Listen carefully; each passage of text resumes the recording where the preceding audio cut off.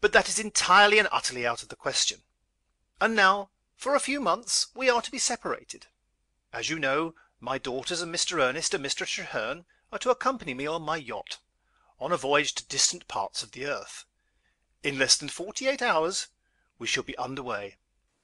But for Crichton's eye, the reckless page-boy would repeat his success. Do not think our life on the yacht is to be one long idle holiday. My views on the excessive luxury of the day are well known, and what I preach I am now resolved to practice. I have, therefore, decided that my daughters, instead of having one maid each as a present, shall on this voyage have but one maid between them. 3 maids rise, also 3 mistresses. My lord. My mind is made up. I cordially agree. And now, my friends, I should like to think that there is some piece of advice I might give you, some thought, some noble saying over which you might ponder in my absence. In this connection, I remember a proverb which has had a great effect on my life. I first heard it many years ago. I have never forgotten it. It constantly cheers and guides me. That proverb was, the proverb I speak of. He grows pale and taps his forehead. Oh dear, I believe he has forgotten it. Desperately. That proverb to which I refer. Alas, it is gone. The distress is general. He has not even the sense to sit down. He gropes for the proverb in the air. They try applause, but it is no help. I have it now. Not he. With confidence. Crichton. He does not fail her. As quietly as if he were in goloshes, mind as well as feet, he dismisses the domestics. They go according to precedence as they entered, yet in a moment they are gone. Then he signs to Mr. Treherne, and they conduct Lord Loam with dignity from the room. His hands are still catching flies. He still mutters, That proverb. But he continues, owing to Crichton's skilful treatment, to look every inch a peer. The ladies have now an opportunity to air their indignation. 1 maid among 3 grown women. Mary, I think I'd better go. That dreadful kitchen maid. Oh, I can't blame you, George. He salutes her. Your father's views are shocking to me, and I'm glad I'm not to be one of the party on the yacht. My respect for myself, Mary, my natural anxiety as to what mother will say. I shall see you, darling, before you sail. He bows to the others and goes. A selfish brute, only thinking of himself. What about my speech? 1 maid among 3 of us. What's to be done? Pooh! You must do for yourselves, that's all. Do for ourselves? How can we know where our things are kept? Are you aware that dresses button up the back? Well, how are we to get into our shoes and be prepared for the carriage? Who is to put us to bed? And who is to get us up? And how shall we ever know it's morning if there was no one to pull up the blinds? Crichton crosses on his way out. How is his lordship now? A little easier, sir. Crichton, send Fisher to me. He goes. I have no pity for you girls. Ernest, go away, and don't insult the broken-hearted. And uncommon glad I am to go. Ta-ta, all of you. He asked me to say a few words. I came here to say a few words, and I'm not at all sure that I couldn't bring an action against him. He departs, feeling that he has left a dart behind him. The girls are alone with their tragic thoughts. Becomes a mother to the younger ones at last. My poor sisters, come here. They go to her doubtfully. We must make this draw us closer together. I shall do my best to help you in every way. Just now I cannot think of myself at all. But how unlike you, Mary.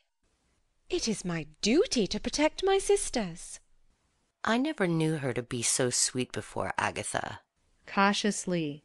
What do you propose to do, Mary? I propose, when we are on the yacht, to lend Fisher to you when I don't need her myself. Fisher? Who has the most character of the three. Of course, as the eldest, I have decided that it is my maid we shall take with us. Speaking also for Agatha. Mary, you toad. Nothing on earth would induce Fisher to lift her hand for either me or Catherine. I was afraid of it, Agatha. That is why I am so sorry for you. The further exchange of pleasantries is interrupted by the arrival of Fisher. Fisher, you heard what his lordship said? Yes, my lady. Coldly, though the others would have tried blandishment. You have given me some satisfaction of late, Fisher, and to mark my approval, I have decided that you shall be the maid who accompanies us. Acidly. I thank you, my lady. That is all. You may go. Rapping it out. If you please, my lady, I wish to give notice. Catherine and Agatha gleam, but Lady Mary is of sterner stuff. Taking up a book. Oh, certainly. You may go. But why, Fisher? I could not undertake, my lady, to wait upon three. We don't do it. In an indignant outburst to Lady Mary. Oh, my lady, to think that this affront— Looking up. I thought I told you to go, Fisher. Fisher stands for a moment irresolute, then goes. As soon as she has gone, Lady Mary puts down her book and weeps. She is a pretty woman, but this is the only pretty thing we have seen her do yet. Succinctly. Serves you right. Crichton comes. It will be Simmons after all. Send Simmons to me. After hesitating. My lady, might I venture to speak? What is it? I happen to know, your ladyship, that Simmons desires to give notice for the same reason as Fisher. Oh. Triumphant. Then, Catherine, we take Jean. And Jean also, my lady. Lady Mary is reading, indifferent though the heavens fall, but her sisters are not ashamed to show their despair to Crichton. We can't blame them. Could any maid who respected herself be got to wait upon three? With languid interest. I suppose there are such persons, Crichton? Guardedly. I have heard, my lady, that there are such. A little desperate. Oh, Crichton, what's to be done? We sail in 2 days. Could one be discovered in the time? Frankly a supplicant. Surely you can think of someone. After hesitating. There is in this establishment, your ladyship, a young woman. Yes? A young woman on whom I have for some time cast an eye. Eagerly. Do you mean as a possible lady's maid? I had thought of her, my lady, in another connection. Ah? But I believe she is quite the young person you require. Perhaps if you could see her, my lady. I shall certainly see her. Bring her to me. He goes. You two needn't wait. Needn't we? We see your little game, Mary. We shall certainly remain and have our 2/3 of her. They sit there doggedly until Crichton returns with Tweeny, who looks scared. This, my lady, is the young person. Frankly. Oh, dear. It is evident that all three consider her quite unsuitable. Come here, girl. Don't be afraid. Tweeny looks imploringly at her idol. Her appearance, my lady, is homely, and her manners, as you may have observed, deplorable, but she has a heart of gold. What is your position downstairs? Bobbing. I'm a tweenie, your ladyship. A what? A tweeny. That is to say, my lady, she is not at present, strictly speaking, anything. A between maid. She helps the vegetable maid.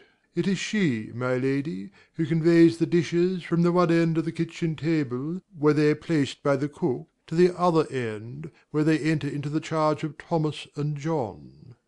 I see. And you and Crichton are keeping